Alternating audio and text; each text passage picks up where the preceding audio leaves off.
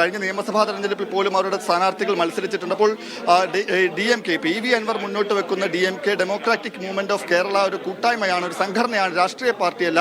അത് മറ്റ് തമിഴ്നാട്ടിലെ DMKയുടെ കേരള ഘടകമല്ല എന്ന് കൂടി നേതൃത്വം പറയുന്നുണ്ട്. ആ നിലയ്ക്ക് എന്തായിരിക്കും PV അൻവർ പറയുക എന്നുള്ളതിൽ വ്യക്തത വരേണ്ടിയിരിക്കുന്നു. അല്പസമയത്തിനകം PV അൻവർ പറയും, പുറത്തേക്ക് വരും. എന്തായാലും ഇത്തരത്തിൽ കൊടികൾ, PV അൻവറിന്റെ ചിത്രം പതിച്ച കൊടികൾ മഞ്ചേരിയിലെ സമ്മേളന നഗരിയിൽ, പൊതുസമ്മേളന നഗരിയിൽ PV അൻവറിന്റെ ചിത്രം പതിച്ച ടീഷർട്ടുകളാണെങ്കിൽ ഇവിടെ കൊടി ഉൾപ്പെടെയുള്ളവ സജ്ജീകരിച്ചാണ് പ്രവർത്തകർ, അദ്ദേഹത്തിന്റെ അനുയായികൾ ഇവിടെ എത്തിയിട്ടുള്ളത്. ഒപ്പം തന്നെ ഇവിടെ എത്തിയവരിൽ പലരും പറയുന്നത് അവർ CPM-മായി ചേർന്ന് പ്രവർത്തിച്ചവരാണ്, CPM അനുഭാവികളായിരുന്ന പ്രവർത്തകരായിരുന്നു.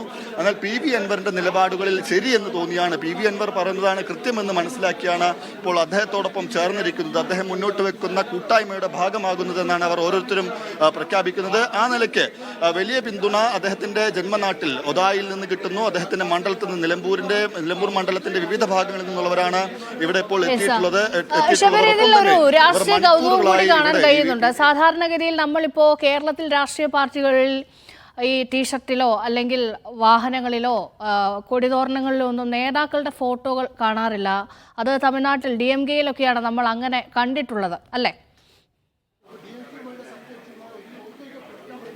രശ്മ, കൃത്യമായ നിരീക്ഷണമാണ്. കാരണം നമ്മുടെ നാട്ടിൽ പൊതുപരിപാടികൾ, വലിയ സമ്മേളനങ്ങൾ അല്ലെങ്കിൽ ഈ തെരഞ്ഞെടുപ്പ് പ്രചാരണം ഉൾപ്പെടെയുള്ളവയിലാണ് കാണാറുള്ളത്. അത്തരത്തിൽ റോഡ് ഷോകളിലും മറ്റുമാണ് അത്തരത്തിൽ കാണാറുള്ളത്. സാധാരണ നേതാക്കളുടെ ചിത്രങ്ങൾ ആലേഖനം ചെയ്യുന്നത് താരതമ്യേന വളരെ കുറവുമാണ്. എന്നാൽ DMK ഉൾപ്പെടെയുള്ള രാഷ്ട്രീയ പാർട്ടികൾ തമിഴ്നാട്ടിൽ ചെയ്യുന്നത് ഇത്തരത്തിൽ ഈ നിലയ്ക്ക് വാഹനത്തിന് മുകളിൽ നേതാക്കളുടെ ചിത്രം പതിപ്പിക്കുന്നു. ഒപ്പം തന്നെ ഏറ്റവും പ്രധാനപ്പെട്ട കാര്യം, അവിടുത്തെ നേതാക്കളുടെ, പ്രവർത്തകരുടെ പോലും വാഹനങ്ങളിൽ DMK-യുടെ കൊടി ആലേഖനം ചെയ്തിട്ടുണ്ടാകും. ആ നിലയ്ക്കുള്ള ഒരു നീക്കം തന്നെയാണെങ്കിൽ ആ നിലയ്ക്ക് തന്നെയാണ് ഇപ്പോൾ ഇവിടെ PV അൻവറിന്റെ വീട്ടുമുറ്റത്തുള്ള വാഹനങ്ങളിലടക്കം നമ്മൾ കാണുന്നത്. PV അൻവറിന്റെ ചിത്രം പതിപ്പിച്ച വാഹനങ്ങൾ, DMK-യുടെ കൊടിക്ക് സമാനമായ കൊടി പതിപ്പിച്ച വാഹനങ്ങൾ, ഒപ്പം തന്നെ പ്രവർത്തകർ, അദ്ദേഹത്തിന്റെ അനുയായികളെല്ലാം തന്നെ ആ കൊടിക്ക് സമാനമായ ഷോൾ കഴുത്തിലണിഞ്ഞ് അദ്ദേഹത്തിന്റെ ചിത്രം ആലേഖനം ചെയ്ത പതാക, വേറെ സെപ്പറേറ്റ് പതാക ഉൾപ്പെടെ പിടിച്ചാണ് അദ്ദേഹത്തിന് പിന്തുണ പ്രഖ്യാപിച്ച് ഒതായിലെ വീട്ടിലെത്തിയിട്ടുള്ളത്. എന്തായാലും അല്പസമയത്തിനകം മഞ്ചേരിയിലെ നയപ്രഖ്യാപന പരിപാടിയിലേക്കായി PV അൻവർ ഒതായിലെ അദ്ദേഹത്തിന്റെ വീട്ടിൽ നിന്നിറങ്ങും. അവസാനവട്ട ചില കൂടിക്കാഴ്ചകൾ, ചില കൂടിയാലോചനകളാണ് നടക്കുന്നത്.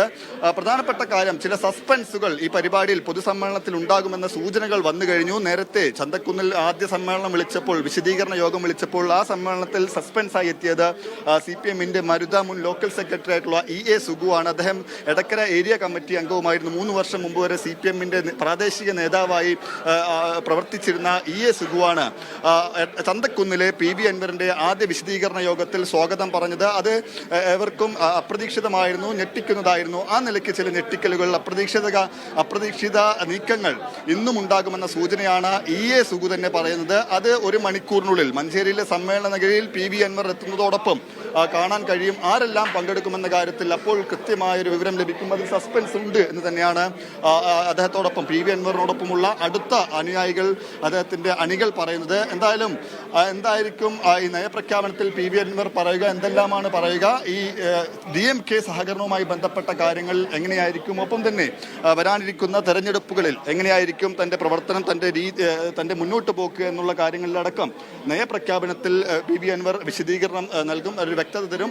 അതിനു മുമ്പ് ഇപ്പോൾ അദ്ദേഹത്തോട് സ്വാഭാവികമായും ചോദ്യം വരും. കാരണം DMK-യുടെ നേതാവിന്റെ, ഇളങ്കോവന്റെ പ്രതികരണം വന്നു കഴിഞ്ഞു. PV അൻവറുമായി ഒരു സഹകരണവുമില്ല, PV അൻവർ DMK-യുമായി സഹകരിക്കുമെന്ന വാർത്തകൾ അപ്പാടെ നിഷേധിക്കുകയാണ്.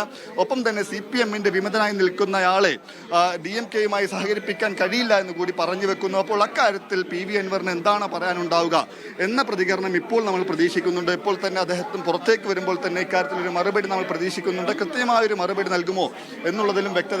കാരണം ഇപ്പോഴും എങ്ങനെയായിരിക്കും തന്റെ സംഘടനയുടെ പ്രവർത്തനം, തന്റെ മുന്നോട്ട് പോക്ക് എന്ന കാര്യത്തിൽ അന്തിമമായൊരു രൂപം PV അൻവറിന് ആയിട്ടുണ്ടാവില്ല. കാരണം സമീപകാലത്തെ കുറഞ്ഞ കാലം കൊണ്ടാണ് അദ്ദേഹം ഈ ഒരു രൂപത്തിലേക്ക് കാര്യങ്ങൾ നീക്കുന്നത്. തമിഴ്നാട്ടിൽ പോയി DMK നേതാക്കളുമായി കൂടിക്കാഴ്ച നടത്തിയത് കഴിഞ്ഞ ദിവസമാണ്. അതുവരേക്കും അത്തരത്തിലൊരു സൂചനയും നൽകിയിരുന്നില്ല. സ്വന്തമായ ഒരു പാർട്ടി രൂപീകരിക്കുമെന്ന് മാത്രമായിരുന്നു PV അൻവറിന്റെ പ്രഖ്യാപനം. അതിടയ്ക്ക് അതിൽ ചില വ്യതിയാനങ്ങളും വന്നിരുന്നു. ഒപ്പം തന്നെ തദ്ദേശ തെരഞ്ഞെടുപ്പിൽ മത്സരിക്കുമെന്ന് നേരത്തെ നേരത്തെ പറഞ്ഞിരുന്നു. അക്കാര്യത്തിലും ഒരു വ്യക്തതയില്ല. എന്തായാലും അക്കാര്യങ്ങളിലെല്ലാം തന്നെ ഈ പൊതു സമ്മേളനത്തിൽ, നയപ്രഖ്യാപന സമ്മേളനത്തിൽ വ്യക്തതയുണ്ടാകുമെന്ന് നമ്മൾ പ്രതീക്ഷിക്കുന്നു. എങ്ങനെയായിരിക്കും ഈ DMK, കേരളത്തിലെ PV അൻവർ നേതൃത്വം നൽകുന്ന ഡെമോക്രാറ്റിക് മൂവ്മെന്റ് ഓഫ് കേരള എങ്ങനെയായിരിക്കും പ്രവർത്തിക്കുക, ആരുമായിരിക്കും സഹകരിക്കുക? ഒപ്പം നമുക്കറിയാം, കേരളത്തിലെ രാഷ്ട്രീയ സാഹചര്യം അറിയാം. മുന്നണികളുടെ ഭാഗമാണ് എല്ലാ രാഷ്ട്രീയ പാർട്ടികളും. ഒറ്റയ്ക്ക് നിന്നാൽ നിലനിൽപ്പില്ല എന്നുള്ള പൂർണ്ണ ബോധ്യം PV അൻവറിനുമുണ്ട്. അദ്ദേഹം ഇതുവരെ LDFന്റെ ഭാഗമായിരുന്നു. ഇനി അങ്ങോട്ട് LDFനൊപ്പം സഹകരിക്കാൻ കഴിയില്ല എന്നുള്ളത് കൂടി വ്യക്തമാണ്.